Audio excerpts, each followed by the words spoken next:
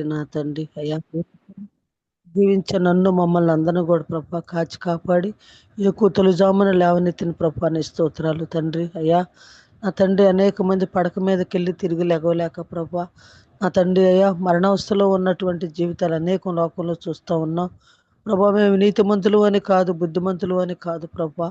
నీ కృపచాటున నా తండ్రి అయ్యా నమ్మకస్తులుగా జీవించే జీవితాన్ని బ్రతుకుని నాకు మాకు ఇచ్చిన ప్రభా నీ స్తోత్రాలు వందనాలు చెల్లించుకుంటున్నాం ప్రభా. యొక్క జూమ్ కార్యక్రమంలోని బిడ్డలు నా ప్రభా 3 గంటల నుంచి ప్రార్థనలో ఉండి అనేక అంశాల విషయాలు కుటుంబాల గురించి, అనారోగ్య పరిస్థితుల గురించి, ఆర్థిక పరిస్థితుల గురించి, సర్వ సృష్టి కొరకు ప్రభా నీ నామం పేరట నీకు స్తుతులు చెల్లిస్తూ ఆదరణ గుడితోటి ప్రభా నా తండ్రి అయ్యా ప్రార్థిస్తూ అనేక అంశాలు అనేక విషయాలు నీ పాద సన్నిధికి తెచ్చిన బిడ్డలందరినీ కూడా దీవించి ఆశీర్వదించండి. వారి కుటుంబాలు అందరిని కూడా దీవించండి ప్రభా. ఓ టీమ్గా ఉన్నటువంటి బిడ్డలందరినీ కూడా నీ దయగలిగిన హస్తానికి కప్పు చెప్తున్నాం ప్రభా. ఈ యొక్క కార్యక్రమాన్ని కొనసాగిస్తున్నటువంటి బాబీ రత్నాకర్ గారిని, జాన్సమ్మని నా ప్రభా ఉన్నటువంటి బిడ్డలు అందరూ కూడా పేరు పేరు వరుసన నీకు తెలుస్తున్నా తండ్రి జ్ఞాపకం చేసుకోండి. అందరిని దీవించి ఆశీర్వదించండి ప్రభా. పాటల్లో మీ నామాన్ని స్తుతింపబడుతున్నందుకై నీకు స్తోత్రాలు ప్రభా. నా తండ్రి స్తుతుల ఆరాధనలో తండ్రి ఆశీనుడు అయిన తండ్రి నీ స్తోత్రాలు ప్రభా. అయ్యా విశ్వాస ప్రమాణంలో తండ్రి అయ్యా ప్రతి మాట కూడా నీ దయగలిగిన హస్తానికి అప్పు చెప్తూ ఉంటుండగా నా తండ్రి సేకరించి మమ్మల్ని కాపాడుచున్న తండ్రి నీ స్తోత్రాలు ప్రభా. ఇదిగో తండ్రి ఈ సమయంలో ప్రభా నీ కుమార్తె కెతురా రాణి గారు ప్రభా వాక్యం ఎత్తటానికి సిద్ధపడి ఉంటుండగా నీ బిడ్డను దీవించండి, ఆశీర్వదించండి. నీ పరిశుద్ధాత్మతోటి నింపండి ప్రభా. మా అందరి ఆత్మీయ జీవితాలకి ప్రభా అవసరమైన విషయాలు నీ బిడ్డను బలపరిచి మీరు మాతో మాట్లాడండి. మాట్లాడేవారు మీరు కాదు నేను అన్నావు కనుక నువ్వే నీ కుమార్తెలో ఉండి మాతో మాట్లాడమని మనవి చేసుకుంటున్నావు అయ్యా. మా ఆత్మీయ జీవితాలకు అవసరమైన విషయాలు ప్రతిదీ నీకు తెలుసు. మా కుటుంబాలు నా తండ్రి మా ఆత్మీయ జీవితాలు ప్రభా ఏ రీతిగా ఎదగాలో, ఏ రీతిగా జీవించాలో, ఏ రీతిగా బ్రతికి ప్రభా నీ రాజ్యానికి అర్హత కలిగి ఉన్నామో, మరలా నువ్వు రాకడతోటి వచ్చినప్పుడు ఎత్తబడే గుంపులో ఏ రీతిగా సిద్ధపడాలో సమస్తం తెలిసిన తండ్రి నీకే స్తోత్రాలు వందనాలు చెల్లించుకుంటూ ప్రభా నా తండ్రి మొదటి నుంచి చివరి వరకు మీరే అధ్యక్షులుగా ఉన్నందుకే స్తోత్రాలు ప్రభా. మా ఊర్లు వేరు, ప్రాంతాలు వేరు అయినప్పటికీ ప్రభా మమ్మల్ని అందరినీ కూడా ఏర్పాటు చేసుకుని ఒక కార్యక్రమంలో ఉంచి నీ నామం పేరట నీకు స్తుతులు చెల్లించడానికి, ప్రార్థించడానికి నా ప్రభా ఆలకించి నెరవేర్చిన తండ్రి స్తోత్రాలు. నెరవేర్చడానికి సిద్ధంగా ఉన్న తండ్రి నీ స్తోత్రాలు. ఈ కార్యక్రమం అంతటిని మీరే చివరి వరకు ఎవరికి కూడా ప్రభా నిద్ర మొత్తు లేకుండా ప్రతి విషయాన్ని నీ ఆత్మీయ జీవితంలో ప్రభా నా తండ్రి జీవించి నా ప్రభా అభివృద్ధి చెందటానికి నీ కృప తోడుగా ఉంచమని ప్రభా చేరిన బిడ్డలందరినీ ప్రభా వాక్యం చెప్పడానికి సిద్ధపడిన నీ కుమార్తెని దేగలిగిన హస్తానికి కప్పు చెప్తూ ఒక సమాప్తి వరకు మీతోనే ఉంటానని వాగ్దానం చేసి అతి త్వరలో మేఘాశ్రుడే రానయ్యున్న యేసయ్య పరిశుద్ధ నామములో ప్రార్థించి అడుగుచున్నాను పరమ తండ్రి. ఆమేన్. ఆమేన్. హల్లెలూయా. Praise the Lord. Thank you so much Anwar. అందరికీ వందనాలండి. జాన్సీ అక్క ప్లీజ్. గుడ్ మార్నింగ్ అండి అందరికీ. ఈరోజు మన మధ్యలో వాక్యం అందించడానికి మరి కెతూరా రాణి గారు దేవుని యొక్క ఆత్మ చేత ప్రేరేపింపబడి సిద్ధంగా ఉన్నారు. వారిని పరిచయం చేయటం గౌరవంగా భావిస్తున్నాను. సహోదరి కెతూరా రాణి గారి స్వస్థలం అనంతపురం. వారి ప్రియమైన భర్త శ్యాంబాబు గారు అనంతపురంలోని జేఎన్టీయులో ఎలక్ట్రికల్ ఇంజనీర్ గా సేవలు అందిస్తున్నారు. కెతూరా రాణి గారు అనంతపురంలో అనేక మహిళా సెల్ గ్రూపులను స్థాపించి వారిని శిష్యులుగాను నాయకులుగాను తయారు చేస్తున్నారు. అంతేకాకుండా అనంతపురం మరియు చుట్టుపక్కల మహిళలను దేవుని రాజ్య పరిచర్య కొరకు సన్నద్ధం చేయుటకు గాను సెమినార్లు కూడా నిర్వహిస్తున్నారు. కెతూరా మరియు శ్యాంబాబు గారులకు 2 పిల్లలు. వారిద్దరి పిల్లలు హైదరాబాద్ లో సాఫ్ట్వేర్ రంగంలో సేవలు అందిస్తున్నారు. మరి అమ్మగారు చాలా చక్కగా వాక్యాన్ని బోధిస్తూ ఉంటారు. దయచేసి శ్రద్ధతో ఆలకిద్దామండి. అందరూ మ్యూట్ లోనే ఉంటూ వాక్యాన్ని విందాం. ఈ సమయాన్ని వారికి అప్పగిస్తున్నాను. గుడ్ మార్నింగ్ అమ్మా, వెల్కమ్ అమ్మా. ప్రైజ్ లార్డ్ అమ్మా, ప్రైజ్ లార్డ్. మరి వర్చువల్ ప్రేయర్ ఫెలోషిప్ లోకి మరి వచ్చిన ప్రతి ఒక్క బిడ్డకి యేసుక్రీస్తు నామమున వందనాలు తెలియచేసుకుంటున్నాను. మరి ఈ సమయాన్ని నాకు ఇచ్చినందుకు మరి ముందుగా దేవునికి, అలాగే ఈ వర్చువల్ ప్రేయర్ ఫెలోషిప్ వారికి కూడా వందనాలు తెలియచేసుకుంటున్నాను. ఈ సమయంలో వాక్య భాగాన్ని చదువుకుందాము. సమూయేలు రాసిన 2వ గ్రంథం 23వ అధ్యాయము 8 నుంచి 17 వరకు మనం చూసినప్పుడు ఇక్కడ మరి దావీదు యొక్క బలాఢ్యులు ముగ్గురిని మనం చూస్తామన్నమాట. ఈ దావీదు యొక్క బలాఢ్యులు ముగ్గురు అని ఎందుకు అట్లా చెప్పాడంటే, వాళ్ళు ఆ యొక్క ఇశ్రాయేలీల్ని, అంటే ఆ దావీదు దగ్గర ఉన్న మరి వారందరూ కూడా మరి ప్రజల్ని, జనాల్ని ఎలా కాపాడారు అనేది తెలియచేయడానికి ఈ విధంగా మరి వారి గురించి ఒక సాక్ష్యములాగా చెప్పబడిందనమాట. ఆ ముగ్గురు బలాఢ్యులు నిజంగా ఎంతగా దేవుణ్ణి మరి వారు రాజు కొరకు మరి పని చేశారు. వారు మరి వాళ్ళు చేసిన ప్రతి దానిని ఇక్కడ మరి రాసి పెట్టి ఉంచాడనమాట పరిశుద్ధాత్మ దేవుడు. ఎందుకు అంటే వాళ్ళు చేసిన కార్యాలు ఏంటంటే, శత్రువులను నాశనం చేసి హతము చేసి గొప్ప రక్షణ తీసుకొచ్చారు జనాలకి. ఇది వారు చేసిందనమాట. వాళ్ళు చంపి అని ఉంటది కదా, వాళ్ళు ఎప్పుడైతే శత్రువులను చంపారో మరి గొప్ప రక్షణ వచ్చింది అని చెప్తారు అక్కడ. కానీ మన దేవుడైతే ప్రాణం పెట్టి మరి మనకి గొప్ప రక్షణ ఇచ్చాడు. ఈ గొప్ప రక్షణ మనం అనుభవించడానికి దేవుడు ఎన్నో అవకాశాలు ఇస్తూ ఉంటాడు. ఒక్కసారి నోటితో ఒప్పుకొని హృదయంలో విశ్వసించి చాలు అని ఎంతగానో ప్రోత్సహిస్తూ ఉంటాడు దేవుడు మనల్ని కదా. అందుకనే దేవుని సన్నిధిలో ఉంటున్న మనము మరి ఈ యొక్క మరి ఎందుకు ఈ ముగ్గురు బలాఢ్యుల గురించి ప్రత్యేకంగా రాశాడంటే, బెత్లెహేము అనేది మరి ఆ యొక్క యూదులకి స్వాస్యం. అది ఆ స్వాస్యమైన దానిని శత్రువులు ఆక్రమించారు. ఆ స్వాస్యము ఎప్పుడైతే ఆక్రమించారో దానిని మరి వారు మళ్ళీ తిరిగి మేము పొందుకోవాలి అనే ఆశతో మరి ఆ ఉద్దేశముతో వాళ్ళు మరి ముందుకు కొనసాగారనమాట. ఎందుకంటే మరి స్వాస్యం అనేది వాళ్ళకి ఎప్పుడు ఉండేది, ఎప్పుడు నిత్యము వాళ్ళకు ఉంటది స్వాస్యం అంటే. ఆ నిత్యముగా ఉండేది అంటే మరి అంత ప్రాముఖ్యమైన ఆ స్వాస్యము శత్రువుల చేతిలోకి వెళ్ళిపోయిందంట. శత్రువులు దాన్ని చుట్టుముట్టారంట. ఆ చుట్టుముట్టినందువలన ఏం జరిగింది, దాన్ని మళ్ళీ స్వాధీనపరచుకోవడానికి వీళ్ళు ప్రయత్నం చేస్తున్నారనమాట. అందుకని ఇక్కడ దేవుడు కూడా మనకి స్వాస్యం అనేది ఇచ్చాడనమాట. ఆ స్వాస్యం అనేది ఏమి స్వాస్యము అంటే, ఇక్కడ హెబ్రీ పత్రిక మొదటి అధ్యాయము మరి ఒక మాట అక్కడ ఉంటది. ఆ రక్షణ అనేది స్వాస్యము అని రక్షణ అనేది స్వాస్యముగా ఇచ్చాడని. ఏంటంటే 14వ వచనంలో, మొదటి అధ్యాయం హెబ్రీ పత్రిక మొదటి అధ్యాయము 14వ వచనం, వీరందరూ రక్షణను స్వాస్యము పొందబోవు వారికి. రక్షణ అనే స్వాస్యాన్ని దేవుడు మనకిచ్చాడు. ఆ రక్షణ అనే స్వాస్యాన్ని మనము పొందుకున్న తర్వాత ఆ స్వాస్యాన్ని మనం ఎప్పుడు కాపాడుకుంటూ ఉండాలన్నమాట. అంటే పోద్దా అంటే పోదు, కానీ రక్షణ అనేది పోదు, కానీ ఆ రక్షణలో ఉన్న ఆనందాన్ని మనము కోల్పోతాం. అందుకనే ఆ రక్షణ ఎప్పుడూ ఉండేది మనకి. ఒక్కసారి దేవుణ్ణి విశ్వసించినప్పుడు మరి రక్షించబడిన తర్వాత ఇంకా మనము ఎలా ఉంటామనేది దేవుని చేతిలో ఉంటదన్నమాట. ఒక్కొక్కసారి మనము చాలా వరకు దేవునికి విరోధంగా చేసినప్పటికీ కూడా దేవుడు దీర్ఘశాంతముతో మనల్ని ఎంతో మరి కాపాడుతూ ఉంటాడు, రక్షిస్తూ ఉంటాడు, కనికరపడతా ఉంటాడు మన మీద. అందుకనే మనము చాలా వరకు ఎట్లా ఉంటున్నాం, క్షేమంగా ఉండగలుగుతున్నాం. ఈ రక్షణ అనే స్వాస్యాన్ని ఇచ్చాడంట. ఇంకో మాట ఏంటో తెలుసా, ఇక్కడ యెషయా గ్రంథము 54వ అధ్యాయము 17వ వచనం లాస్ట్ లో ఒక మాట ఉంటది, యెహోవా యొక్క సేవకుల నీతి నా వలన కలుగుచున్నది, ఇది వారి స్వాస్యము. మరి దేవుడిచ్చే నీతి అన్నమాట. ఆ సేవకుల యొక్క నీతి స్వాస్యముగా ఉంటదంట. అంటే మనకి రక్షణ అనేది స్వాస్యమే, తర్వాత నీతి అనేది కూడా స్వాస్యంగా దేవుడు మనకిస్తున్నాడు అనమాట.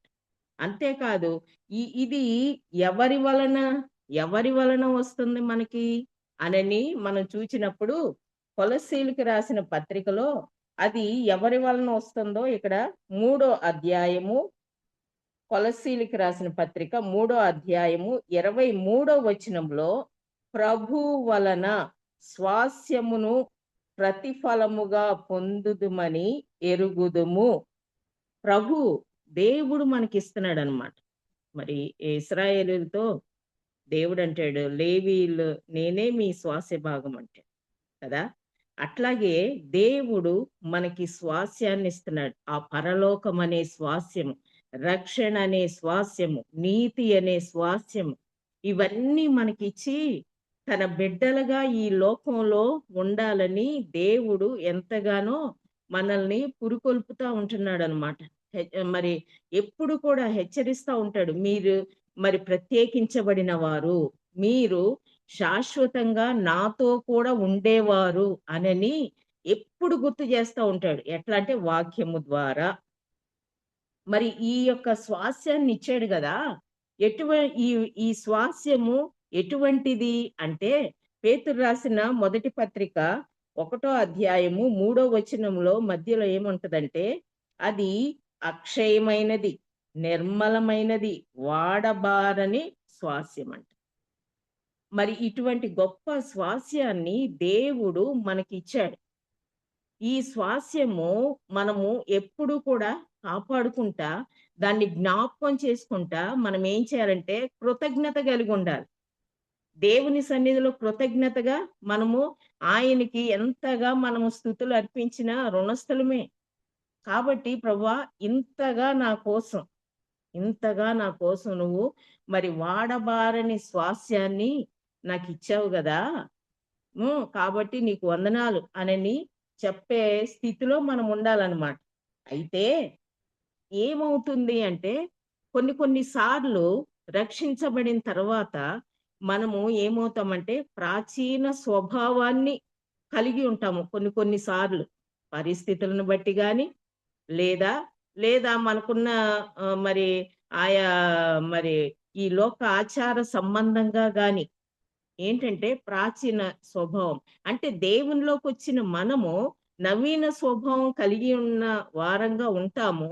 కానీ కొన్ని సార్లు దేవుని సన్నిధిలో ఎట్లా అంటే మన పాత స్వభావము మళ్ళీ తిరిగి వస్తూ ఉంటది.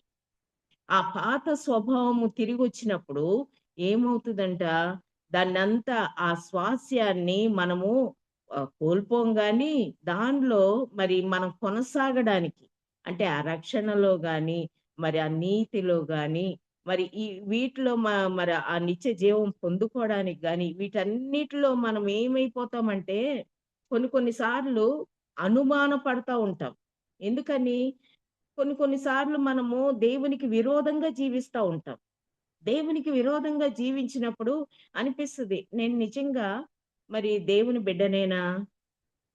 మరి ఆ యొక్క పరలోకానికి వెళ్ళగలనా నేను? నేను ఇన్ని తప్పులు చేస్తున్నాను కదా అనని ఎన్నోసార్లు డౌట్ వస్తుంది అనమాట. అంతేకాదు మరి ఈ ఇశ్రాయేలీలు మరి ఎన్నోసార్లు ఫిలిస్తీన్లతో యుద్ధానికి వస్తా ఉంటారు. ఫిలిస్తీన్లు వాళ్ళ మీదకి యుద్ధానికి వస్తా ఉంటారు. అసలు ఎప్పుడు వాళ్ళు ఆగర్భ శత్రువులుగా ఉన్నారు. ఎప్పుడు ఇశ్రాయేల్ని విసిగించే వారిగానే ఉన్నారు వాళ్ళు. ఈ ఫిలిస్తీన్లు మరి దేవుడు వారిని ఎందుకు ఆ విధంగా రేపాడో తెలియదు కానీ ఎప్పుడు కూడా వారితో యుద్ధమే ఇశ్రాయేలీలకి. మనం ఇక్కడ చదువుకున్నది కూడా ఆ 2వ సమూయేలు గ్రంథం 23వ అధ్యాయంలో ఆ చదువుకున్నది కూడా ఏంటంటే, మరి అక్కడ ఇశ్రాయేలీల మీద అక్కడ వారు వచ్చి వాళ్ళ మీద యుద్ధాన్ని ప్రకటిస్తున్నారు. అక్కడ ఏం చేశారంటే బెత్లెహేము దగ్గర అక్కడ వారందరూ కూడా ఏమయ్యారంట, వారందరూ చుట్టుముట్టి ఉన్నారంట. ఆ చుట్టుముట్టి ఉన్న ఆ ప్రాంతాన్ని వాళ్ళు ఏ విధంగా స్వాధీనం చేసుకోవాలో అవన్నీ కూడా దేవుడు వాళ్ళకి తెలియచేస్తా వచ్చాడు. అయితే ఆ స్వాస్యము పరుల చేతిలోకి వెళ్ళిపోయింది అనని విలాప వాక్యాల్లో మనము ఆ యొక్క మాటలు మనం చదువుతూ ఉంటాం. విలాప వాక్యాల గ్రంథంలో ఆ 5వ అధ్యాయము 2వ వచనంలో ఈ మాటలు ఉంటాయి అన్నమాట. ఏమని? మా స్వాస్యము పరదేశుల వశమాయను, మా ఇండ్లు అన్యుల స్వాధీనమాయను. ఎందుకనండి? ఎందుకని అంటే మనము చేసిన దేవునికి విరోధమైన కార్యాలు, ఆ విరోధమైన కార్యాలని దేవుడు చంపివేసుకోండి అంటాడు. కొలసీలకు రాసిన పత్రికలో ఆ మాటలు మనకి తెలియచేస్తాం.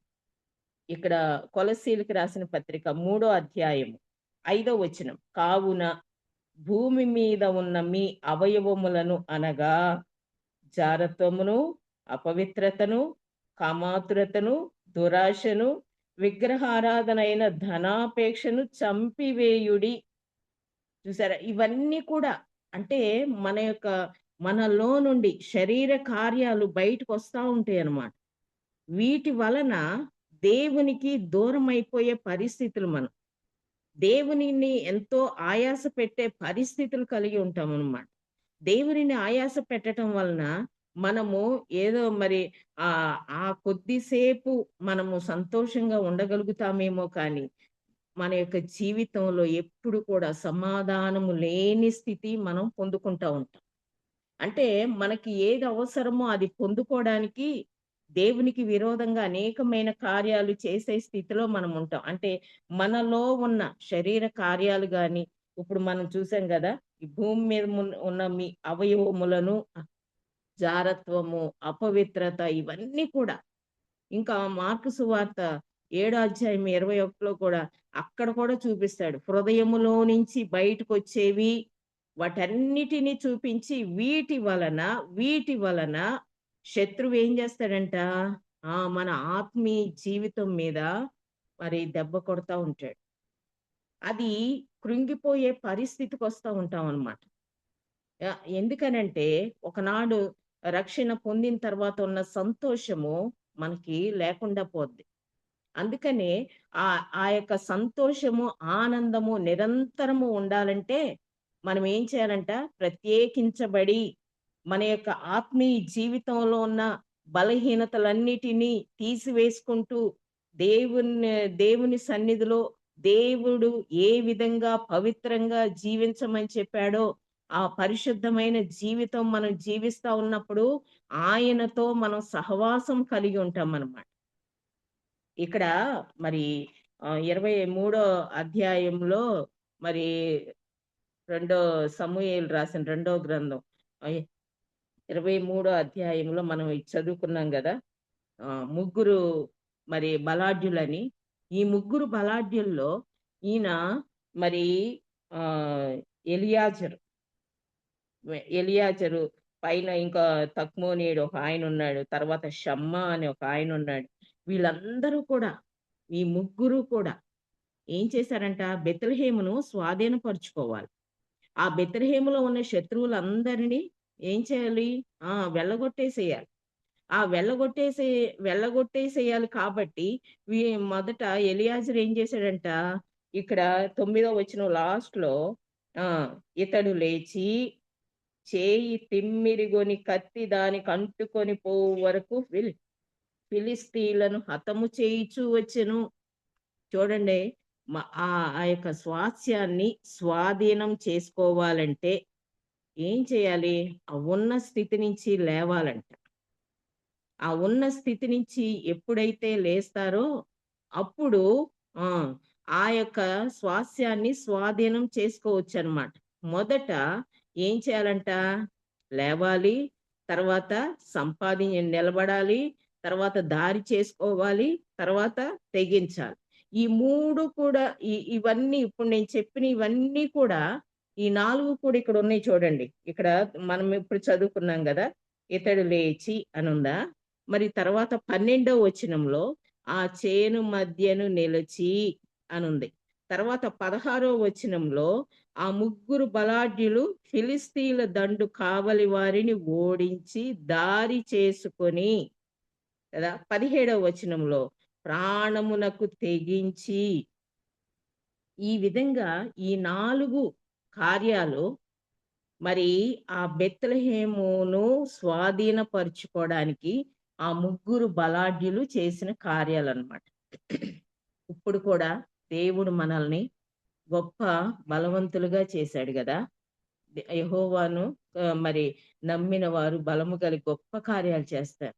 మరి అటువంటి గొప్ప కార్యాలు మనము చెయ్యాలంటే మన యొక్క బలహీనతలన్నిటినీ సరిచేసుకోవాలి. ఉన్న స్థితి నుంచి లేవాలి. ఎక్కడ పడిపోయామో ఆ స్థితి నుంచి మళ్ళీ తిరిగి లేవాలి. అందుకనే దేవుడు మనల్ని హెచ్చరిస్తున్నాడనమాట. ఇప్పుడు తప్పిపోయిన కుమారుడు కూడా అంతే కదా. తప్పిపోయిన కుమారుడు మరి అది లూకాసు వార్త 15వ అధ్యాయంలో మనము ఆయన గురించి చదువుతూ ఉంటాం. ఆ తప్పిపోయిన కుమారుడు ఏం చేశాడంట, తండ్రితో సహవాసాన్ని విడిచిపెట్టేసి తన ఆస్తినంతా తీసేసుకుని మరి వేరే దేశం, అంటే ఆ దేశంలో ఉంటే మళ్ళీ తండ్రి ఎక్కడొస్తాడో, తండ్రి ఎక్కడ ఇదవుతాడని మళ్ళీ వేరే దేశం వెళ్ళిపోయి దుర్వ్యాపారం చేసేసి మరి అంత చేశాడు కదా. మరి ఆయనకి దీన స్థితి వచ్చింది. ఎందుకంటే మరి తండ్రి మాట వినుకోకుండా తండ్రికి విరోధంగా ఆయన ఎప్పుడైతే పని చేశాడో, ఆ యొక్క దుర్వ్యాపారం చేశాడో, తను ఎంతో నష్టపోయాడు అక్కడ. ఆఖరికి ఆహారము తినడానికి కూడా ఆయనకి అవకాశం లేదు, అంటే ఆహారం దొరకలేదు ఆయనకి. అందుకని ఆయనకి ఏమైంది, ఆయన మరి బుద్ధి వచ్చిందంట. ఆ బుద్ధి వచ్చి ఆయన ఏం చేశాడంట, 18వ వచనంలో 15వ అధ్యాయము లూకాసు వార్త 18వ వచనంలో, నేను లేచి నా తండ్రి యొద్దకు వెళ్ళి, తండ్రి, చూడండి ఆయన లేచాడు ఉన్న స్థితి నుంచి.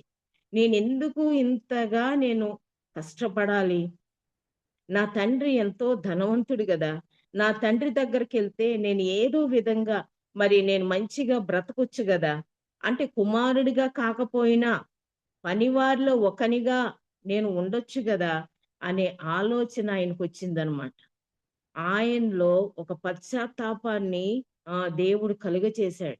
ఆ పశ్చాత్తాపంతో ఉన్న ఆయన తండ్రి దగ్గరికి పరిగెత్తుకుంటూ వచ్చాడు. ఉన్న స్థితి నుంచి లేచాడు. ఆ పందులతో సహవాసం అదంతా విడిచిపెట్టేశాడు. చూడండి, తండ్రి దగ్గర ఉన్నప్పుడు ఎంతో గౌరవంగా బ్రతికాడు, హోందాగా బ్రతికాడు. కానీ ఎప్పుడైతే తండ్రితో సహవాసం కోల్పోయిందో, దూరంగా వెళ్ళిపోయాడో, వెంటనే ఆయన శోధనలో పడిపోయాడు, శ్రమలు వచ్చేసినాయి. మనం కూడా అంతేనండి. ఆత్మీయ జీవితంలో దేవునితో సహవాసం చేస్తూ ఉంటాం. ఒక్కొక్కసారి లోక సంబంధంగా వెళ్ళినప్పుడు ఆయనతో ఉన్న సహవాసాన్ని మనమే మన చేతులారా తెంచేసుకుంటూ ఉంటాం ఒక్కోసారి. ఎందుకంటే దేవుడుంటే ఇవన్నీ చేయడానికి కుదరదు. దేవుడుంటే ఈ ఆచారాలన్నీ చేయడానికి కుదరదు. అందుకనే ఒక ప్రక్కన పెడదాం దేవుణ్ణి అనుకుంటాం మనం. అందుకనే మనం శ్రమల్లో కూరుకుపోతా ఉంటాం. అయినా దేవుడు ఎంత కరుణ కలిగిన దేవుడు, ఎంత దయగలిగిన దేవుడు. ఆయన ఏం చేస్తున్నాడు, మళ్ళీ మరి ఎంతో గొప్ప వాత్సల్యముతో మనల్ని దగ్గరికి తీసుకుంటాడు. ఆయన మరి ఆ కుమారుడు వచ్చినప్పుడు తండ్రి ఎంత సంతోషించాడు. ఆ మెడ మీద పడి ముద్దు పెట్టుకొని మరి ఆయనకి ప్రశస్త వస్త్రం ఇచ్చాడంట. మరి ఒక ఉంగరం ఇచ్చాడు, చెప్పులు వేశాడు. ఇవన్నీ కూడా నూతనమైనవి వచ్చినాయి. నూతనమైనవి ఎప్పుడైతే ఆయన పొందుకున్నాడో నిజంగా ఎంత గొప్ప సంతోషం అండి. అంటే ఒక పాపి తప్పిపోయినప్పుడు మళ్ళీ తిరిగి సమకూర్చబడినప్పుడు ఎంత సంతోషం, ఎంత ఆనందం ఆ పాపి పొందుకుంటా ఉంటాడు దేవునిలో. ఆ యొక్క సంతోషం, ఆనందం పొందుకోవాలని దేవుడు మనకి ఎన్నోసార్లు వాక్యము ద్వారా హెచ్చరిస్తూ ఉంటాడు. కాబట్టి ఉన్న స్థితి నుంచి నువ్వు లేవాలి. ఇంకోటి, మరి మనము ఎట్లా ఉంటామంటే నిరాశ, అంటే విశ్వాసులమే, మనం దేవుని నమ్మిన వారమే, దేవుని అంటే మరి ప్రార్థన చేస్తాం, వాక్యం చదువుతాం, అన్నీ చేస్తాం. కానీ ఒక్కొక్కసారి పరిస్థితులు మనం అనుకున్నట్లుగా ఉండవనమాట. మనం అడిగినయి దేవుడు ఇవ్వకపోవటమో, అంటే ఆలస్యం చేయటము, ఇవ్వకపోవటం అనేది చాలా వరకు ఉండదులెండి. ఆలస్యం చేయటము, ఇట్లా చేసినప్పుడు నిరాశ, నిస్పృహల్లో మునిగిపోతామనమాట. ఎప్పుడు ప్రభువా? ఎప్పుడు? ఎప్పుడు? నిజంగా అబ్రహాం విషయంలో అట్లాగే గదా! ఆయన్ని పిలిచినప్పుడు మరి నిన్ను గొప్ప జనముగా చేస్తాను. నీకు గర్భఫలాన్నిస్తాను అనని పిలిచినప్పుడు 12 అధ్యాయంలో పిలిచాడండి. మరి పిలిచినప్పుడు ఆయన దేవుని మాట ప్రకారం ఆయనొచ్చాడు. సంపూర్ణంగా విశ్వసించాడు దేవుణ్ణి. కాబట్టి వచ్చాడు. 15 అధ్యాయం వచ్చేసరికి ఆయన ఆదికాండము 15 అధ్యాయం వచ్చేసరికి అక్కడ దేవుడు ఆయనతో మాట్లాడటానికొచ్చినప్పుడు ఎంతో నిరాశ, ఎంత నిస్పృహగా ఆయన నిరాశ, నిస్పృహల్లో మునిగిపోయాడంటే, ఇక్కడ 15 అధ్యాయము ఆదికాండము మొదటి వచనము లేపోతే రెండో వచనంలో చదువుదాం. అందుకు అబ్రాము, ప్రభువైన యెహోవా నాకేమి ఇచ్చిననేమి? నేను సంతానము లేని వాడినై పోవుచున్నానే. దమస్కు ఎలియాజరే నా ఇంటి ఆస్తికర్త అగును గదా! ఆయన అంటున్నాడు, "నువ్వు నన్ను పిలిచావు. దేనికి? గర్భఫలాన్నిస్తానని పిలిచావు నువ్వు. కానీ ఏం ప్రయోజనం? నాకెంత ఆస్తుంటే ఏం ప్రయోజనం? బిడ్డలు లేరే." ఆ నిరాశ మరి మనకి ఇక్కడ ఈయన్ని చూచినప్పుడు ఆయన గొప్ప విశ్వాసి ఆయన. విశ్వాసులకు తండ్రి అని మనం చెప్పుకుంటాం గదా! మరి అటువంటి ఆయనకే నిరాశ, నిస్పృహ తప్పలేదంట కదా! మరి ఆయన అంటున్నాడు, "ఏమిచ్చి ఏంటి నాకు? బిడ్డలు లేరు గదా! నా పెద్ద దాసుడే ఇంకా వారసుడవుతాడేమో" అనని ఆయన చెప్తుంటే దేవుడంటాడు, "లేదు లేదు. నేను వాగ్దానం ఇచ్చి నెరవేర్చేవాడు." కదా! ఇందాక ఓ సిస్టర్ పాట పాడారు కదా! వాగ్దానం ఇచ్చి నెరవేర్చే దేవుడు మన దేవుడు.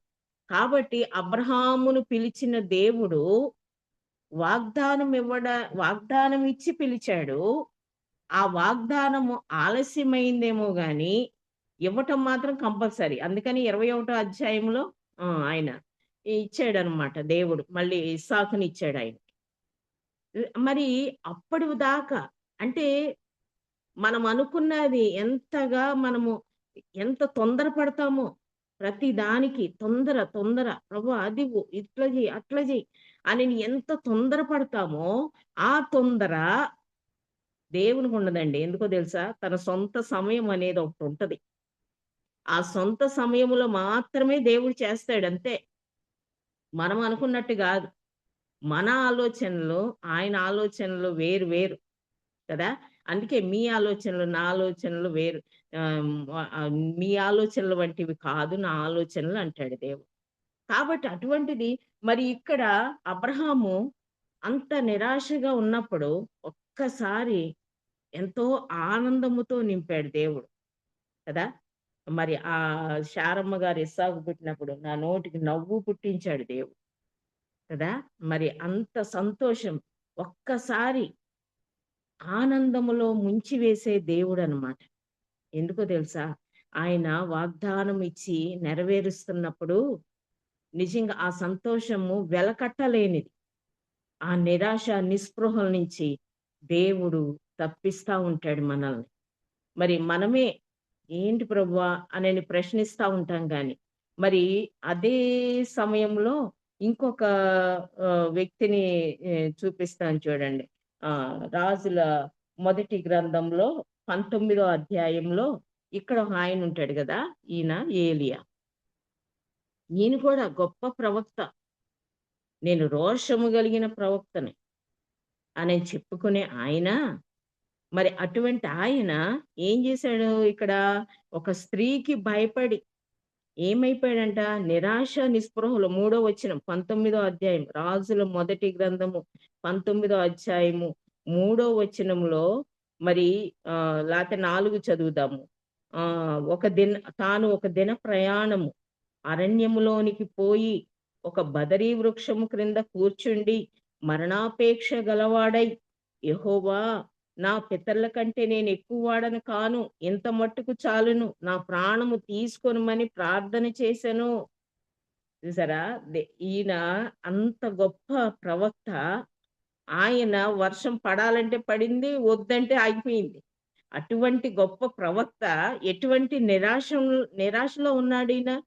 ఒక స్త్రీ చేతిలోనే చచ్చిపోవాలా అనే ఒక నిరాశ ఆయనకి. అందుకని ప్రభువా నన్ను చంపేసేయి, నువ్వే చంపేసేయి, ఆ స్త్రీ చేతిలో, ఆ రాణి చేతిలో చనిపోయే కంటే నువ్వు చంపేసేయి అని ప్రార్థన చేశాడంట. కానీ దేవుడు అక్కడ ఆ జోక్యం చేసుకుని మరి అంత నిరాశలో ఉన్న ఏలియాకి ఆయన ఏం చేయాలి, దేవదూత ద్వారా భోజనం పెట్టాడంట. చూడండి, నిజంగా ఎంత ఆలోచిస్తాడండి దేవుడు మన కొరకు, ఎంతగా పట్టించుకుంటాడు దేవుడు. మన దేవుడు విడిచిపెట్టే దేవుడు కాదు. నిన్ను విడువను, ఏనాడు ఎన్నడు ఎడబాయను అంటాడు. మరి అటువంటి దేవుణ్ణి ఏలి అడుగుతున్నాడు, నన్ను చంపేసేయి, కాదు నీ వలన ఎన్నో కార్యాలు జరగాలి అని దేవుడు మళ్ళీ ఆయనని బలపరిచాడంట. దేవదూతల ద్వారా ఆహారం పంపించాడంట. నిజంగా ఎంత గొప్పగా ఆయన తినటం నిద్రపోవటం, తినటం నిద్రపోవటం ఇదే చేశాడు. కానీ ఆ నిరాశ నిస్పృహల నుంచి తప్పించడానికి దేవుడు ఆయనని ఆహారం ఇచ్చి బలపరిచాడు. ఇప్పుడు కూడా అండి, వాక్యం అనే జీవాహారముతో దేవుడు మనల్ని పోషిస్తూ ఉంటాడు, హెచ్చరిస్తూ ఉంటాడు, బోధిస్తూ ఉంటాడు. ఎందుకో తెలుసా? ఆయన సర్వశక్తి కలిగిన దేవుడు, దేనినైనా మార్చగలిగిన దేవుడు, అసాధ్యాన్ని సాధ్యం చేయగలిగిన దేవుడు ఆయన. మరి ఏలియాని ఆదుకున్న దేవుడు అక్కడ. నేనున్నాను అనే ధైర్యాన్ని, ఇటువంటి నిరాశ నిస్పృహల్లో ఏ విశ్వాస అయితే పడిపోయాడో దేవుడు మనకి వాగ్దానం చేస్తున్నాడు, నేనున్నాను, నేను నీకు సహాయం చేస్తా, ధైర్యంగా ఉండు, భయపడొద్దు. ఇటువంటి వాగ్దానాలు దేవుడు మనకిస్తా ఉంటాడు, మనల్ని బలపరుస్తూ ఉంటాడు. మరి ఆయన ఎప్పుడు తెలుస్తుంది అంటే ఆయన మీద ఆధారపడినప్పుడు మాత్రమే. ఆయన మీద ఎంతగా ఆధారపడతామో అంతగా దేవుడు మన ద్వారా మన జీవితంలో గొప్ప కార్యాలు జరిగిస్తాడు. అందుకనే ఇక్కడ మరి ఆయన మరి ఆ స్థితి నుంచి, మరి మనం ఉన్న స్థితి నుంచి లేవాలి. ఏ స్థితిలో మనం పడిపోయి ఉన్నామో ఆ స్థితి నుంచి లేస్తే దేవుడు నీకు సహాయం చేస్తాడు. తర్వాత రెండోది, ఇక్కడ మనము 23 అధ్యాయం సమూయేలు రాసిన 2వ గ్రంథం 23 అధ్యాయంలో మళ్ళీ ఏమంటాడు, నిలిచి కదా, నిలిచి మరి నువ్వు నిజంగా దేవుని సన్నిధిలో ఎప్పుడు నిలిచి ఉండాలి. ఏది మంచి ఏది చెడు జాగ్రత్తగా కనుక్కోవడానికి నిలిచి ఉండాలంట. అట్లా నిలిచి ఉన్నప్పుడు దేవుడు మనతో మాట్లాడే దేవుడు. ఇప్పుడు ఇర్మియా గ్రంథంలో 6వ అధ్యాయంలో ఒక మాట చెప్తాడు ఆయన, పురాతన మార్గంలో నిలిచి చూడుడి అంటాడు. 6వ అధ్యాయము 16వ వచనంలో యెహోవా ఈలాగు సెలవిచ్చుచున్నాడు, మార్గములలో నిలిచి చూడుడి, పురాతన మార్గములను గూర్చి విచారించుడి, మేలు కలుగు మార్గమేది అని అడిగి అందులో నడుచుకొనుడి, అప్పుడు మీకు నెమ్మది కలుగు. ఇక్కడ చూడండి, మార్గములలో నిలిచి చూడాలి. ఎన్నో మార్గాలు ఉంటాయి కదా, ఎంతో మంది దేవుళ్ళు ఉంటారు, ఎంతో మంది.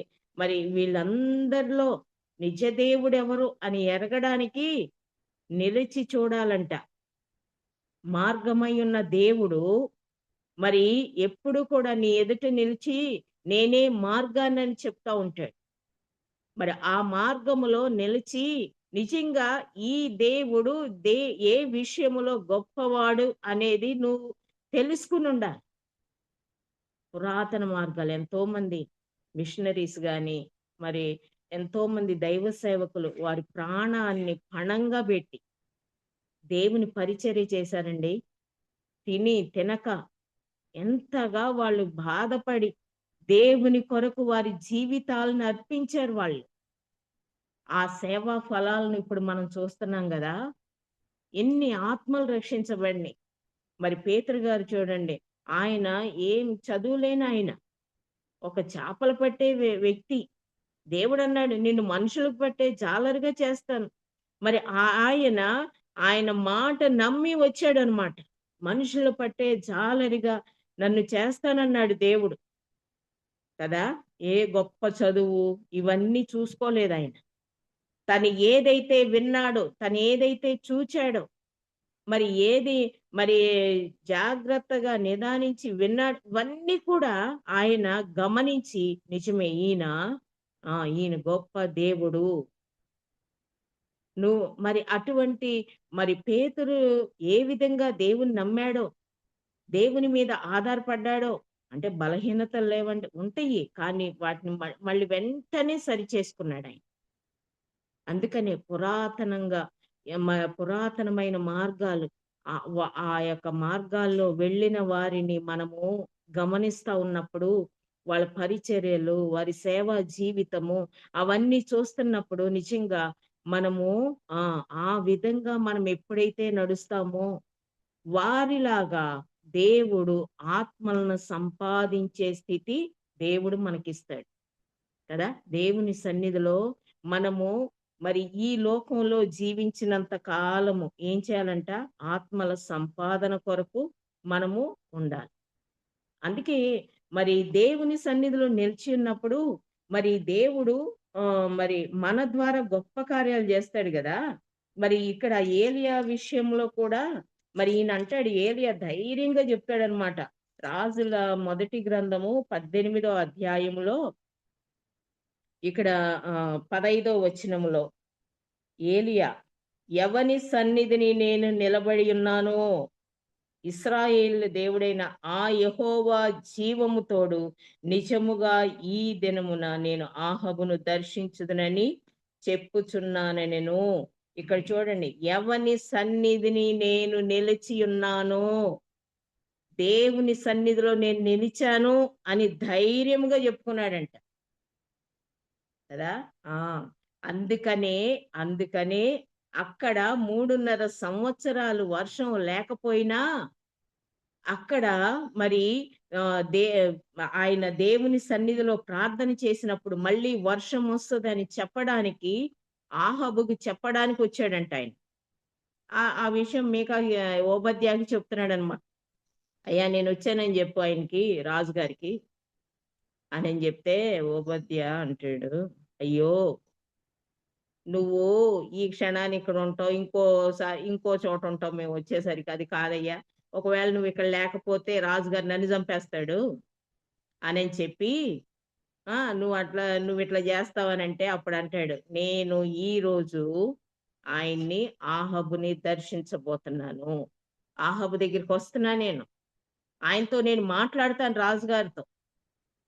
చూడండి ఆ మాట ఎందుకన్నాడంటే, నేను దేవుని సన్నిధిలో నిలిచి ఉన్నాను, జీవము గల దేవుడు ఆయన, నన్ను వాడుకునే దేవుడు ఆయన. అంతేకాదు ఆయనకి లోబడిన ప్రతి ఒక్కరిని వాడుకునే దేవుడు. అది ఏలియా మనకి తెలియచేస్తూ వస్తున్నాడు. నన్ను వాడుకున్న దేవుడు, ఆయన సన్నిధిలో నిలిచి ఉన్నప్పుడు నా ద్వారా గొప్ప కార్యాలు జరిగించిన దేవుడు మీ ద్వారా కూడా గొప్ప కార్యాలు జరిగిస్తాడు అనే మరి దానిని మనకి తెలియచేస్తా ఉన్నాడనమాట. నేను నిలిచి ఉన్నాను, నేను ఆయన సన్నిధిలో నిలిచాను నేను కదా. అందుకనే ఇక్కడ మరి యెహోషువ గ్రంథంలో ఇంకో మాట చదువుదాం చూడండి. యెహోషువ గ్రంథము 3వ అధ్యాయము 17వ వచనంలో, జనులు యెరికో ఎదుటను దాటగా యెహోవా నిబంధన మందసమును యాజకులు యొర్దాను మధ్య ఆరిన నేలను స్థిరముగా నిలిచిరంట. ఎక్కడండి? యొర్దాను మధ్య వాళ్ళు నిబంధన మందసాన్ని మోస్తున్నారు. వాళ్ళు ఏం చేశారంట, ఆ యొర్దాను మరి 2 పాయలుగా అయిపోవడానికి ఆయన వాళ్ళు అక్కడే స్థిరముగా నిలిచారంట. ఈ నీళ్ళల్లో మేము ఎట్టా నడవాలబ్బా, ఈ మందసాన్ని మోస్తున్నాం కదా అని వాళ్ళు అనుకోలేదు. ఆ మధ్య మరి యోర్దాను మధ్య ఆరిన నేల వచ్చింది.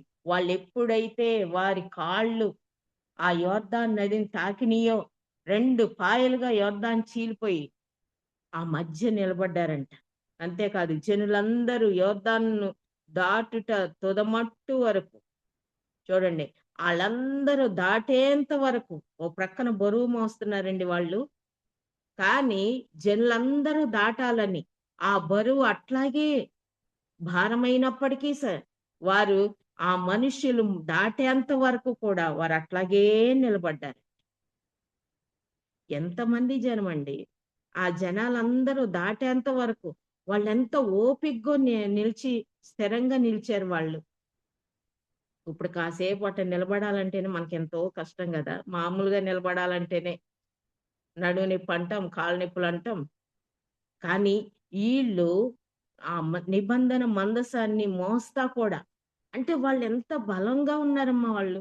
శారీరకంగా గాని, ఆత్మికంగా వాళ్ళు దేవుని కొరకు పని చేశారు కాబట్టి, దేవుడు చెప్పిన ప్రతి మాట వాళ్ళు విన్నారు వాళ్ళు. అందుకనే వాళ్ళేం చేశారంట, స్థిరంగా నిలబడ్డారు. కాబట్టే మనుషులందరూ ఆ యోర్దానులో మునిగిపోకోకుండా క్షేమంగా దాటేశారు వాళ్ళందరూ. కదా! ఆ విధంగా మనుషులు పాతాళానికి దిగిపోతున్నారిప్పుడు. ఆ పాతాళానికి దిగిపోయే వాళ్ళని మనం ఏం చేయాలంట, మనం లాగి రక్షించాలి. ఆ జోగుతున్న వారిని, పాతాళానికి జోగుతున్న వారిని లాగి రక్షించాలి అని దేవుడు మనకి మరి ఆజ్ఞ ఇచ్చాడు. ఆ ఆజ్ఞని మనం పాటిస్తా ఉన్నప్పుడు అనేక మంది కొరకు మనం నిలబడాలి కదా!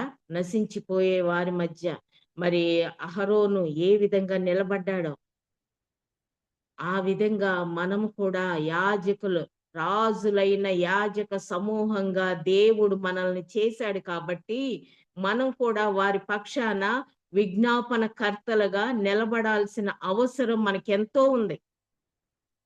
మనం ఎప్పుడైతే అట్లా నిలబడతామో అనేక మందిని ఆ పాతాళము నుంచి రక్షించగలిగిన స్థితి మా దేవుడు మనకిస్తాడనమాట.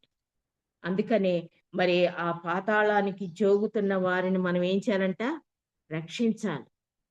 ఇక్కడ ఈయన కూడా అంతే. అక్కడ మరి అనేక మంది శత్రువుల్ని ఎవరో షమ్మా అనే ఆయన ఆ అలసంద చేనులో నిలిచి మరి ఆ ఫిలిస్తీన్లు వారి మీదకి రాకుండా వెళ్ళగొట్టి హతము చేశాడంట. ఎందుకంటే నేను నా జనాన్ని రక్షించుకోవాలి, ఇశ్రాయేలుని రక్షించుకోవాలనే గొప్ప ఆలోచన ఆయనకి. కాబట్టే గొప్ప రక్షణ అక్కడ ఇశ్రాయేలీయులకు వచ్చిందంట. ఇంకా మూడవదిగా మనం చూచినప్పుడు 16వ వచనంలో దారి చేసుకొని ఆ ముగ్గురు బలాఢ్యులు ఫిలిస్తీన్ల దండు కావలి వారిని ఓడించి దారి చేసుకుని ఇక్కడ ఏం చేశాడు, దావీదు గారు నీళ్లు అడిగాడనమాట.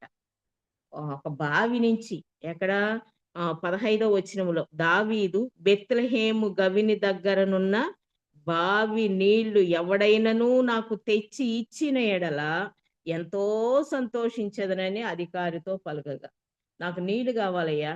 ఎక్కడి నుంచి అంటే బెత్లెహేము గవిని దగ్గరనున్న బావి నీళ్లు. ఆల్రెడీ అక్కడ శత్రువులు ఉన్నారు, అక్కడ కాపలాగా ఉన్నారు ఫిలిస్తీన్లు. మరి అటువంటి వారిని వీళ్ళేం చేయాలి, వారినందరినీ మరి దాటుకుంటూ మరి ఏం చేయాలంట, దారి చేసుకుని కదా ఆ నీళ్లు తీసుకుని రావాలి. ఇది వారికి పెద్ద పరీక్షే. అయినప్పటికీ కూడా ఏంటి ప్రభా, ఏంటి రాజా నువ్వు ఎట్లా, కావాలంటే అనేకమైన బావులు ఉన్నాయి కదా, అక్కడ బావిలోనే నీళ్ళెందుకు అని ఏం మాట్లాడలేదండి. రాజు ఏది ఆజ్ఞాపిస్తే అది చెయ్యటమే వారి పని.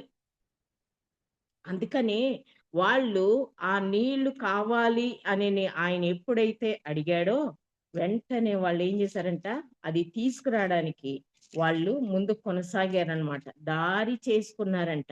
సామెతల గ్రంథములో 19వ అధ్యాయము 2వ వచనములో ఒకడు తెలివి లేకుండుట మంచిది కాదు.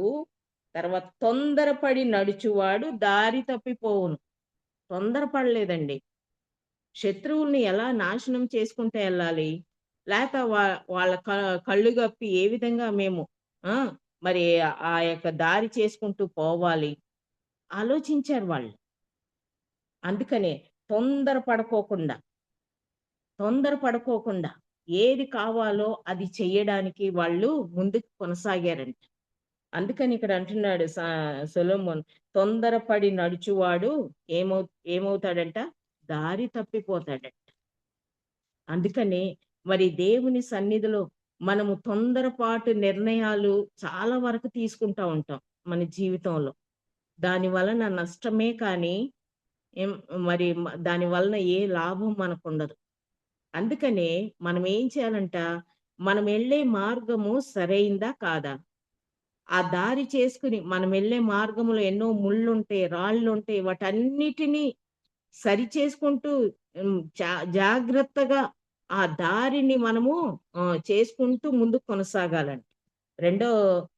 రాజుల 2వ గ్రంథములో 7వ అధ్యాయము 4వ వచనములో ఒక మాట, 7వ అధ్యాయము రాజుల 2వ గ్రంథము 7వ అధ్యాయము 4వ వచనములో, పట్టణములోనికి పోదుమనుకొంటిమా, పట్టణమందు క్షామమున్నందున అచ్చట చచ్చిపోదము, ఇచ్చట ఓరక కూర్చుండినను ఇచ్చటను చచ్చిపోదము. పదండి, సిరియన్ల దండుపేటలోనికి పోదము రండి, వారు మనలను బ్రతకనిచ్చిన బ్రతుకుదుము, మనలను చంపిన చత్తుము అని చెప్పుకొని. వీళ్ళెవరండి? కుష్ఠరోగులు కదా, 4 కుష్ఠరోగులు. ఇక్కడ కరువు వచ్చింది. ఈ సిరియా సైన్యం అంతా కూడా మరి ఇశ్రాయేలీల్ని మరి వాళ్ళ మీదకి వచ్చినప్పుడు కరువు అంటే బయట నుంచి ఏం ఆహారం రావట్లేదు, ఇక్కడ కరువు వచ్చింది. కరువు వచ్చినప్పుడు అక్కడ కుష్ఠరోగులు ఏమంటున్నారు, లోపల ఆహారం లేదు, ఊరి బయట ఉంటారు వీళ్ళకి ఆహారం దొరకట్లేదు. ఏం ఉంటే ఇక్కడున్నా చచ్చిపోతాం, కాబట్టి శత్రువులున్న చోటకెళ్ళి అక్కడ ఏమైనా ఆహారం వాళ్ళు బ్రతకనిస్తే బ్రతుకుదాం, లేకపోతే చచ్చిపోదాం. వాళ్ళు ఏం చేశారంట, దారి చేసుకుని వెళ్ళారంట. ఆ శత్రువులు ఎక్కడైతే ఉన్నారో అక్కడికి వెళదామని వాళ్ళు వెళ్తా ఉన్నారనమాట. వాళ్ళు వెళ్ళినప్పుడు అక్కడ ఎవ్వరూ కనబడలేదు, కానీ ఒక మనిషి చప్పుడు కూడా కనిపించలేదంట. అందుకని వాళ్ళు వెళ్ళి అక్కడ మరి అక్కడున్న ఆహారం అవన్నీ కూడా వాళ్ళు తీసుకుని తిని మళ్ళీ వాళ్ళకి దొరికిన వాటన్నిటిని తీసుకొని వచ్చి దాచిపెట్టుకుంటున్నారు కుష్ఠరోగులు. అట్లా దాచిపెట్టుకుంటా ఒక ఆలోచన వచ్చింది వాళ్ళకి, ఎందుకు మనం ఒక్కళ్ళమే ఎందుకు ఇట్లా చెయ్యాలి, మరి ఎంతో మంది లోపల మరి ఆహారానికి చచ్చిపోతున్నారు కదా. ఎంత క్షామం అంటే అక్కడ ఒకరోజు తల్లిలు ఇద్దరు మాట్లాడుకుంటున్నారు, ఈ రోజు నా బిడ్డను వండుకుందాము, రేపు నీ బిడ్డను వండుకుందాం. ఈ విధంగా వాళ్ళు అంత కఠినమైన కరువు, ఆ కరువులో వీళ్ళు ఏం చేశారంట, ఈ ఈ యొక్క కుష్ఠరోగులు వాళ్ళు ఏం చెయ్యాలనుకున్నారో దాన్ని చెయ్యడానికి ముందు కొనసాగారంట. అందుకనే అక్కడ ఆహారము ఎక్కడైతే లేదనుకుంటున్నారో అక్కడ ఆహారాన్ని దేవుడు అనుగ్రహించాడు. ఆ శత్రువులందరినీ దేవుడే మరి వెళ్ళిపోయేటట్టు చేశాడంట. కాబట్టి అక్కడ గొప్ప రక్షణ ఆహారము అక్కడ దొరికిందంట. అక్కడ ఆ యొక్క కుష్ఠరోగుల ద్వారా మరి వాళ్ళు చెప్పారు, ఇదిగో శత్రువులు ఎవ్వరూ లేరు, ఇక్కడ ఆహారం చాలా ఉంది, రండి అని కేకలు వేసినప్పుడు అక్కడ వారందరూ కూడా ఆహారము తీసుకోవడానికి పరుగులెత్తారంట. అప్పటి వరకు ఎంత వేదన అనుభవించారు, ఎంత కష్టం అనుభవించారు. ఒకరు చెప్పిన ఆ మార్గం దారి చేసుకుని వెళ్ళిన ఆ 4 కుష్ఠరోగులు ఎంతగా వారు ప్రయోజనకరంగా ఉన్నారు, వాళ్ళు జనాలకి, దేశానికి. ఆ విధంగా మనం కూడా దేశానికి గాని, విశ్వాసులకు గాని, అన్య జనాంగానికి కానీ మనం ఏం చేయాలంట? ఒక దారి చూపించిన వారంగా, ఒక మార్గాన్ని, ఆత్మీయ మార్గాన్ని, ఇదిగో యేసుక్రీస్తు దేవుడు, ఆయన ద్వారానే నిత్య జీవానికి మనం వెళ్ళగలుగుతాము అనని ఎప్పుడైతే మనము వారికి చెప్తా ఉంటామో, వారిలో ఆత్మకార్యము జరిగేటట్లుగా దేవుడు చేస్తాడు. మొదట మనము దారి చేసుకుని వెళ్ళాలి. ఇప్పుడు చాలా వరకు వ్యతిరేకతలు ఉన్నాయి గదా! చాలా వరకు ఎంతగా మరి క్రైస్తవులన్న వారిని ఎంతగా హింసిస్తున్నారు. ఆహ్, మరి సువార్త చెప్పటానికి వెళ్ళినప్పుడు. అయినప్పటికీ కూడా ఏదో విధంగా ఆయన సువార్త ప్రకటించబడాలి. మరి ఆ దారి యేసు ప్రభువే అయ్యాడంట చూడండి. ఇక్కడ యెషయా గ్రంథము 51 అధ్యాయము 23 వచనంలో, నిన్ను బాధించు వారి చేతిలో దాన్ని పెట్టెదను, మేము దాటిపోవునట్లు క్రిందికి వంగి సాగిలపడమని వారు నీతో చెప్పగా, నీవు నీ వీపును దాటువారికి దారిగా చేసి నేలకు దానిని వంచితివి గదా! ఇక్కడ చూడండి, ఆయన వీపునే ఒక మార్గంగా చేశాడంట మనకి. నిజంగా ఎంత గొప్ప దేవుడో గదండీ! ఆయన వీపుని దారిగా చేసి నేల వరకు ఉంచాడంట. ఇప్పుడు యాకోబు గారు ఒక దర్శనం చూసాడు గదా! ఆయన మరి పండుకొనున్నప్పుడు నిచ్చెన ఒకటి భూమి నుంచి ఆకాశంలోకి ఒక నిచ్చెన, పెద్ద నిచ్చెన చూశాడు. దేవదూతలు ఎక్కుతూ దిగుతూ ఉన్నారంట. అట్లాగే దేవుడంట ఆయన వీపును వంచి మనకొక మార్గాన్ని సిద్ధపరిచాడు కదా! మన వలన ఆయన మరి ఎంతగా హింసించబడ్డాడు, ఎంతగా కొట్టబడ్డాడు. మన పాపముల నిమిత్తం ఆయన మౌనంగా ప్రతి హింసను, ప్రతి అవమానాన్ని ఆయన ఎంతగా అనుభవించాడాయన మనం రక్షించబడాలని.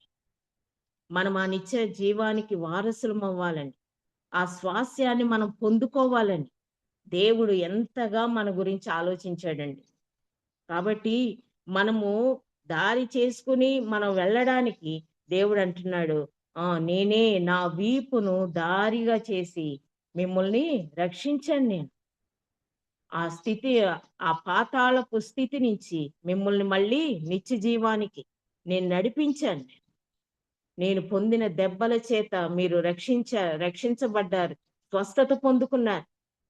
ఈ విధంగా దేవుడు మనతో మాట్లాడుతున్నాడు. మరి గొర్రెలు పోయే ద్వారము నేనే అంటాడు కదా! మరి అటువంటి ద్వారమైన దేవునిని మనం ఏం చేయాలి? దారి చేసుకుని మరి ఆటంక పరిస్థితులు ఉన్నప్పుడు, వ్యతిరేక పరిస్థితులు ఉన్నప్పుడు కూడా మనము ఆయన గురించి ప్రకటించాల్సిన పరిస్థితి ఎంతో ఉంది. ఇక్కడ ఇంకొకటి ఆఖరిది మనము చూచినప్పుడు సమూయేలు రాసిన 2వ గ్రంథము 23 అధ్యాయము 17వ వచనములో, యెహోవా నేను ఇవి త్రాగను, ప్రాణమునకు తెగించి కదా పోయి తెచ్చిన వారి చేతి నీళ్లు త్రాగుదునా? ప్రాణానికి తెగించి. అవునండి, దేవుని యొక్క పరిచర్యలో తెగింపు అనేది చాలా ముఖ్యం అన్నమాట. ఎందుకంటే ఆ తెగింపు, ఆ త్యాగం అనేది మనకున్నప్పుడు ఎన్నో ఆత్మలు రక్షించబడతాయి అన్నమాట. మరి ఈ తెగించిన వారిగా బైబిల్ గ్రంథంలో కొంతమందిని మనం చూస్తాం కదా. రోమాపత్రికలో 16వ అధ్యాయము, రోమాపత్రిక 16వ అధ్యాయములో 4వ వచనంలో ఒక మాట ఉంటది. వారు నా ప్రాణము కొరకు తమ ప్రాణముల ఇచ్చుటకైనను తెగించిరి. వీళ్ళెవరండి? అకుల, ప్రిస్కిల్ల. పౌలు కొరకంట తమ ప్రాణాలని ఇవ్వటానికి తెగించారంట వాళ్ళు. అంటే ఒక గొప్ప పరిచర్య చేసే వ్యక్తి వచ్చాడు. ఆ గొప్ప పరిచర్య చేసే ఆ వ్యక్తి కొరకు మా ప్రాణాలు ఇచ్చిన మరి కొన్ని ఆత్మలు రక్షించబడతాయి కదా అని వారు అనుకున్నారు. కాబట్టి పౌలు కొరకు వారు ఏం చేశారంట? ప్రాణాలకి తెగించారంట. ఇంకొక వ్యక్తిని మనం చూద్దాం. ఇక్కడ మార్కు సువార్తలో 16వ అధ్యాయం మార్కు సువార్త 15వ అధ్యాయము 43వ వచనములో ఇక్కడ ఒక వ్యక్తి ఉన్నాడు. గనుక సాయంకాలం అయినప్పుడు అరిమతయి యోసేపు తెగించి పిలాతునొద్దకు వెళ్ళి యేసు దేహము తనకిమ్మని అడిగెను. అతడు ఘనత వహించిన ఒక సభ్యుడై దేవుని రాజ్యము కొరకు ఎదురు చూచువాడు. ఈయన మరి రహస్యముగా దేవునిని వెంబడించిన ఆయన అరిమతయి యోసేపు. అంత రహస్యముగా వెంబడించిన ఆయన ఏం చేశాడంట, యేసు ప్రభువుల వారు ఎప్పుడైతే చనిపోయాడో ఆయనని మరి తన యొక్క సమాధిలో, తన కొరకు తొలిపించుకున్న సమాధిలో పెట్టడానికి ఆయన ఇష్టపడ్డాడు. అంతేకాదు పిలాతు దగ్గరికి వెళ్ళి అడిగి మరీ తీసుకున్నాడంట ఆయన దేహాన్ని. చూడండి ఎంత తెగించాడు ఆయన.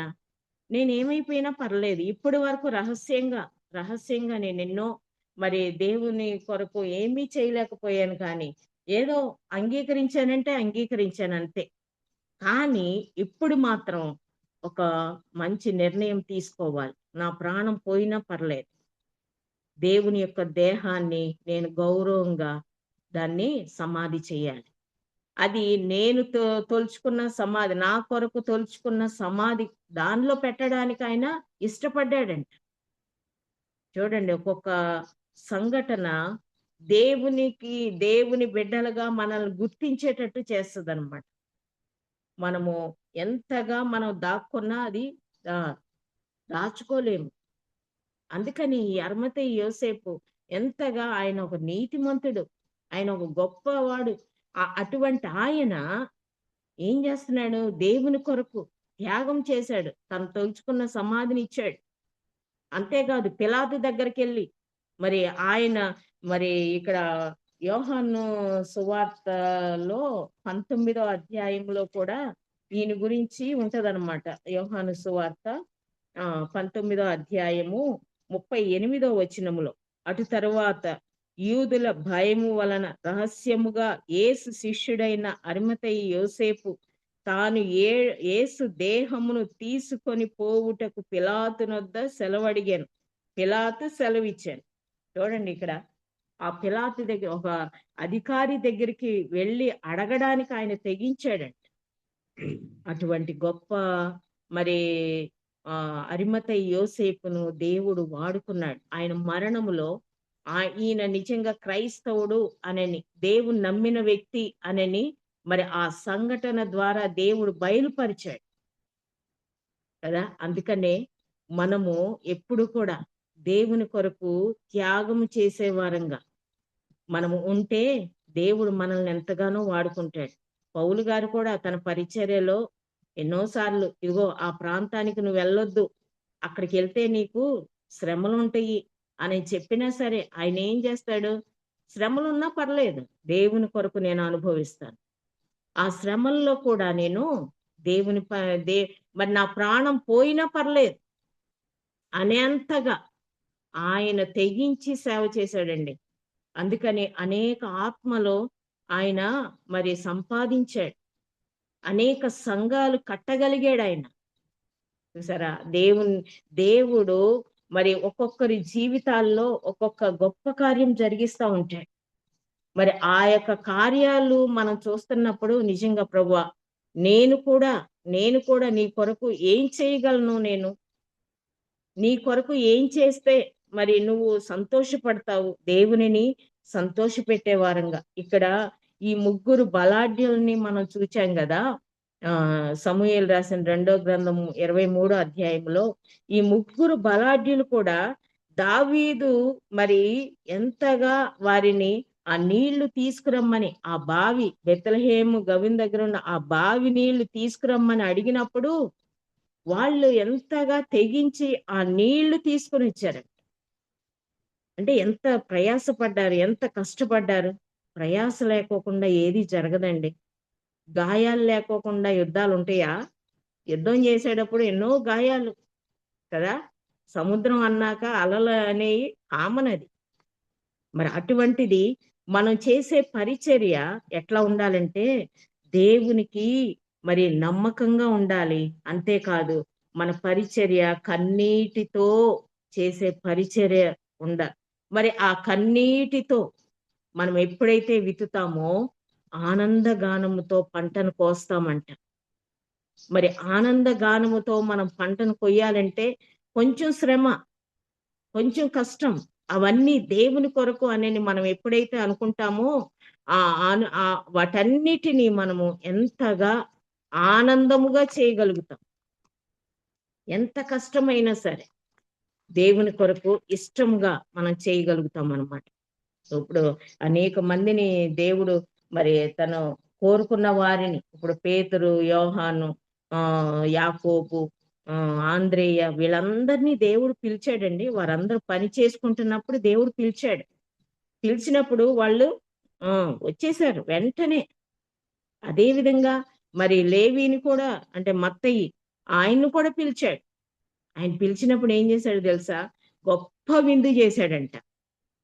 ఆయన చేసే ఉద్యోగం మానేసి, సొంకప్పు గుత్తదారుడైన ఆ ఉద్యోగం మానేసి ఏం చేశాడంట? వాటన్నిటినీ వదిలేసి గొప్ప విందు చేసి మళ్ళీ దేవుణ్ణి వెంబడించాడంట. ఆ విధంగా మరి ఎలీషా కూడా అంతే కదా. ఏలియా పిలిచినప్పుడు మరి గొప్ప విందు చేసి మళ్ళీ వెనక తిరిగి చూడలేదండి. ఏలియా వెంటే ఉన్నాడు. ఆయన ఏమేం చేస్తాడో జాగ్రత్తగా కనిపెట్టాడు. ఆఖరికి కోరుకున్న కోరిక కూడా ఎంత మరి గొప్పదంటే, రెండంతల ఆత్మ, నీలో ఉన్న రెండంతల ఆత్మ నాకు కావాలి. ఇది ఆత్మీయంగా అనుభవం ఉన్నవారు కోరుకునేవన్నమాట. మనమైతే శరీర సంబంధంగా ఎన్నో అడుగుతాం దేవుణ్ణి. ప్రభువా నాకు అది చెయ్యి, ఇది చెయ్యి, ఎట్లా చెయ్యి, ఈ విధంగా లోక సంబంధమైనవి ఎన్నో అడుగుతాం మనం.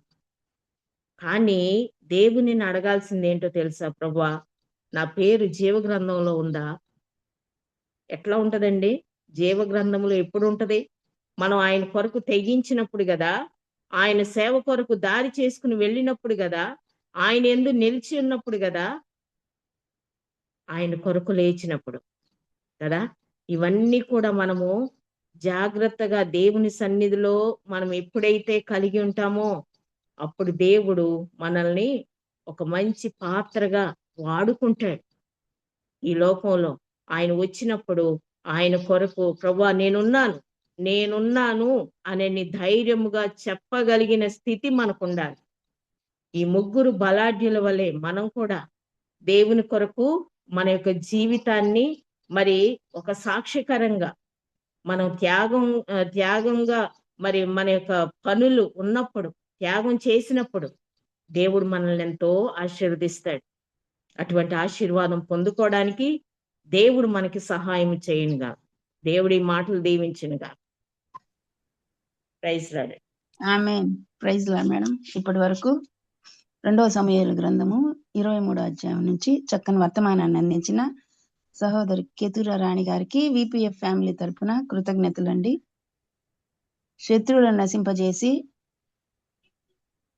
బెత్లెహేమును తమ స్వాస్థ్యమును కాపాడుకునేదానికి దావీదు యొక్క ముగ్గురు బలాఢ్యులు రక్షణ కలుగు చేశారు. అలాగే మన ప్రభు మన కొరకు కలువరి శిలువలో బలియాగమై మనకు రక్షణ అనే స్వాస్థ్యము, నీతి అనే స్వాస్థ్యము, అక్షయమైన నిర్మలమైన వాడబారిన స్వాస్థ్యాన్ని అనుగ్రహించారు. మనం కూడా శరీర కార్యములను చంపివేయవలసి ఉంది. మనం ఉన్న స్థితి నుండి లేవాలి, నిలబడాలి, దారి చేసుకోవాలి, తెగించాలి. తప్పిపోయిన కుమారుడు అలాగే అబ్రహాం కూడా తాము ఉన్న స్థితి నుంచి లేచి దేవుని చెప్పిన విధంగా చేశారు. పురాతనమైన మార్గంలో నిలిచి మార్గమైన దేవుని కనుగొనాలి. ఏలియా కూడా ఎల్లప్పుడూ జీవం గల దేవుని సన్నిధిలో నిలిచాడు. కుష్ఠరోగులు 4 కూడా దారి చేసుకుని శత్రువుల శిబిరంలోకి వెళ్ళారు. మన ప్రభు అయితే మనం దాటిపోనట్లుగా తన వీపునే దారిగా చేసి నేలకు దాన్ని వంచాడు. అకులా ప్రిస్కిల్లా అయితే పౌలు గారి ప్రాణం కొరకు తమ ప్రాణములు ఇచ్చుట కన్నా తెగించారు. అరిమతయి యోసేపు అయితే తెగించి యేసు దేహం కావాలని పిలాతును అడిగినట్లుగా మనం చూస్తాం. మనం కూడా ఆ విధంగా జీవించాలని సహోదరు తెలియజేశారు. అందును బట్టి కృతజ్ఞతలండి. ముగింపు ప్రార్థన మరియు ఆశీర్వాదం ఇవ్వవలసిందిగా పాస్టర్ మురళీ బాబాయ్ గారిని మనవి చేస్తున్నాను. ప్రార్థన చేసుకుందామండి. దయగలిగిన తండ్రి, కృప కలిగిన దేవా, బంగారు పాదాలకు వందనాలు, స్తుతురాలు చెల్లిస్తున్నామైనా. ఉదయకాల వేళలో చిన్న మందగా మీ పాదాలు చెంతకు రావడానికి మీరు ఇచ్చినటువంటి శ్రేష్టమైన సమయాన్ని బట్టి మీకే వందనాలు, స్తుతురాలు. ఇంత పర్యంతం మీ దీనదాసరులు కితూరమ్మ గారు నిలువబెట్టుకున్నారో వారి ద్వారా అనేక శ్రేష్టమైన విషయాలు మీరు మాకు బోధించిన రీతిని బట్టి మీకు వందనాలు, స్తుతురాలు చెల్లిస్తున్నాం. ఆయన హితమైనటువంటి వాక్యానికి నీరు కట్టండి, ఫలింపు చేయండి. ఆ వాక్యం అంతటిని తండ్రి మా జీవితాలకు మేము అన్వయించుకొని, ఆ భక్తులైతే వారు ఎలాగైతే మీ పాద సన్నిధిలో నిలువబడి మీకోసం తెగించారో ఆ తెగువగలిగిన జీవితం మాకు కూడా ప్రసాదించమని ప్రార్థిస్తున్నాము. నాయన మరొక పర్యాయం మీ దీనదాసులను మీ చేతులకు అప్పగిస్తూ ఉండగా ఇంకా అనేక ప్రాంతాల్లో బలంగా మీ పనిని ముట్టుగా మీ సాధనంగా వాడుకోమని ప్రార్థిస్తున్నాను. మనైనా మా దేవి ప్లాట్ఫామ్ ఏర్పాటు చేసి మమ్మల్ని మీ పాస్ అనేది తీసుకొని వచ్చిన తమ్ముడు బాబీని బట్టి, బాబీకి సహకరిస్తున్న చెల్లి ప్రసిద్ధాన్ని బట్టి, జాన్సమ్మను బట్టి, అలాగే జాన్సన్ను బట్టి, స్వరూపును బట్టి, తేజాన్ని బట్టి, కోర్ కమిటీని బట్టి మీ పాస్ సన్నిధికి వస్తున్నాను. నేను ఈ జూమ్ కూడిక జీవితకాలం కొనసాగటానికి ఇంకా అనేక మంది దీనిలో పాల్గొని ఆత్మీయంగా బలపడటానికి సహాయం తెచ్చామని, మా కొరకు శిలువలో తన ప్రాణాన్ని బలిగా పెట్టి తిరిగి లేచి తండ్రి కుడి పార్శ్వాన్ని కూర్చొని మాకు విజ్ఞాపన చేస్తున్నటువంటి మా ప్రభువును, లోకరక్షకుడు, మా ప్రాణ విమోచకుడు యేసుక్రీస్తు వారి అతి శ్రేష్ఠ ఉన్నత నామాన్ని అడిగి వేడుకొని ప్రార్థిస్తున్నాను తండ్రి, ఆమేన్. పరలోకమందున్న మా తండ్రి, నీ నామం పరిశుద్ధపరచబడును గాక, నీ రాజ్యం వచ్చును గాక, నీ చిత్తం పరలోకమందు నెరవేర్చున్నట్లు భూమి అందును నెరవేరును గాక. మన దినాహారం మాకు దయచేయండి. వాళ్ళ అపరాధం చేసిన వారిని మీకు క్షమించిన ప్రకారం అపరాధములను క్షమించండి. శోధనలోనికి తెక దృష్టి నుండి తప్పించండి. రాజ్యము, శక్తి, మహిమ నిరంతరం మీరే ఉన్నారు తండ్రి, ఆమేన్. మన పరమ తండ్రి అయిన దేవుని ప్రేమ, కుమారుడైన యేసుక్రీస్తు వారి కృప, ఆదరణకర్త అయిన పరిశుద్ధాత్మ సహవాసం చేరుకుని మనకును సకల పరిశుద్ధులకును సదాకాలము తోడే నడిపించును గాక, ఆమేన్. అందరికీ వందనాలండి. ప్రైజ్ లాడయ్య గారు. ముగింపు ప్రార్థన మరియు ఆశీర్వదించిన పాస్టర్ మురళీ బాబాయ్ గారికి, వర్తమానికులు కెతుర రాణి గారికి, అలాగే కూడి వచ్చిన విపిఎఫ్ ఫ్యామిలీ మెంబర్స్ కి అందరికీ కూడా ప్రభు నామంలో వందనాలండి. ప్రభు చిత్తమైతే రేపటి దినాన తిరిగి కలుసుకుందాం. అంతవరకు సెలవు తీసుకుందాం. Praise the Lord to all.